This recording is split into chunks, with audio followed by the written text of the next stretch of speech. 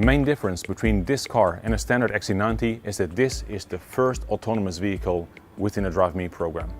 This vehicle is equipped with additional sensors, a LiDAR in the front, additional cameras around, and an autonomous driving brain. With this car we can collect data, and it will be a stepping stone towards the full autonomous vehicles that we design. We have to study with normal everyday drivers, because we as engineers, we test the technology. We find out if it's working according to specifications. But it's not really about the technology, it's about how ordinary people use a self-driving car in daily life.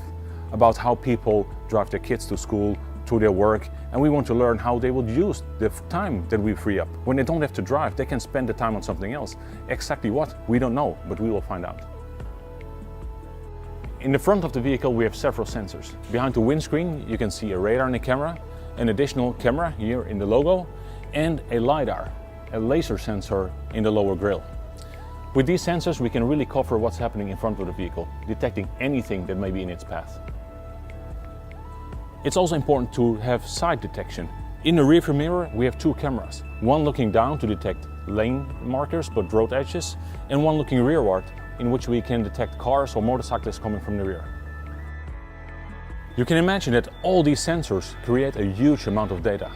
This data is being collected in the autonomous driving brain, a very powerful computer that can make decisions on how to brake, steer and accelerate the vehicle in a safe and comfortable way. Well, this is DriveMe car number 1, and there are many more to come.